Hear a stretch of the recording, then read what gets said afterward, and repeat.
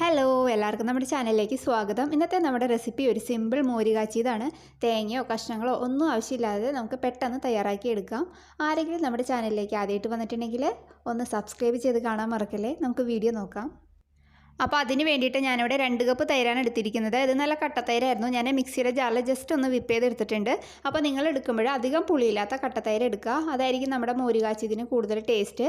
പിന്നെ നിങ്ങൾക്ക് ഇതിലേക്ക് വേണമെങ്കിൽ ഒരു 1/4 കപ്പ് വെള്ളം കൂടി ചേർക്കാം. പിന്നെ ഞാൻ എടുത്തിരിക്കുന്നത് ഒരു 5 ചെറിയുള്ളി, 2 പച്ചമുളക്, ഒരു ഉണക്കമുളക്, കുറച്ച് കറിവേപ്പിലയാണ്.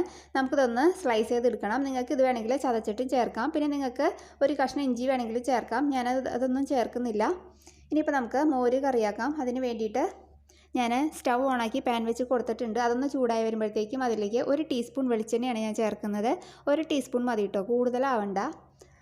ഇനി അതിലേക്ക് ഞാൻ കുറച്ച് കടുക് ഇട്ട് കൊടുക്കുന്നുണ്ട്. പിന്നെ ഒരു 1/4 ടീസ്പൂണോളം ഉലുവ ചേർക്കുന്നുണ്ട്. ഉലുവ നമ്മുടെ മോര് കറിക്ക് നല്ലൊരു ടേസ്റ്റ് തരുന്നൊരു ഇൻഗ്രീഡിയൻ്റ് ആണ്. അപ്പോൾ അതൊന്ന് പൊട്ടി വന്നപ്പോഴത്തേക്ക് നമ്മൾ എടുത്തു വെച്ചിരിക്കുന്ന മുളക്, വേപ്പിലൊക്കെ ചേർത്ത് കൊടുത്തിട്ടുണ്ട്.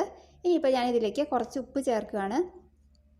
പിന്നെ ഞാനിതിലേക്ക് ഒരു 1/4 ടീസ്പൂണോളം മഞ്ഞൾപ്പൊടി ചേർക്കുന്നുണ്ട്. നല്ലൊരു യെല്ലോയിഷ് കളർ കിട്ടാൻ വേണ്ടിയിട്ടാണ് ഞാൻ 1/4 ടീസ്പൂൺ ചേർക്കുന്നത്.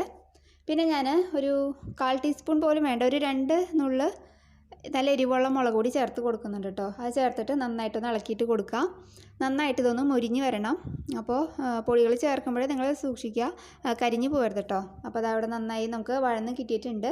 ഇനിയിപ്പോൾ ഞാൻ ഫ്ലെയിം ഓഫ് ചെയ്യാൻ പോവുകയാണ്. ഞാൻ എപ്പോഴും ഫ്ലെയിം ഓഫ് ചെയ്തതിന് ശേഷമാണ് ഇതിലേക്ക് തൈര് ഒഴിച്ച് കൊടുക്കാറ്. അല്ലെങ്കിൽ ചിലപ്പോൾ നമ്മൾ ആ ചൂടിലേക്ക് ആ തൈര് ഒഴിക്കുമ്പോഴത്തേക്കും അത് പിരിഞ്ഞു പോകാൻ ചാൻസ് ഉണ്ട്. അതുകൊണ്ട് ഞാൻ ഓഫ് ചെയ്തിട്ടാണ് ഇപ്പോൾ ഒഴിച്ച് കൊടുത്തിരിക്കുന്നത് കേട്ടോ. അപ്പോൾ നമ്മളിത് ഒഴിച്ച് കൊടുത്തതിന് ശേഷം ഞാൻ ഫ്ലെയിം ഓൺ ചെയ്തിട്ടുണ്ട്. ഇതിനി ഒരു 1-2 മിനിറ്റ് ഇതൊന്ന് ചൂടായാൽ മതി, തിളയ്ക്കേണ്ട ആവശ്യമില്ല. അപ്പോൾ നമ്മളിത് ഒഴിക്കുന്ന സമയത്ത് ഇതേപോലെ ഇളക്കിക്കൊണ്ടിരിക്കണം കേട്ടോ, അല്ലെങ്കിൽ ചിലപ്പോൾ പിരിഞ്ഞു പോവും.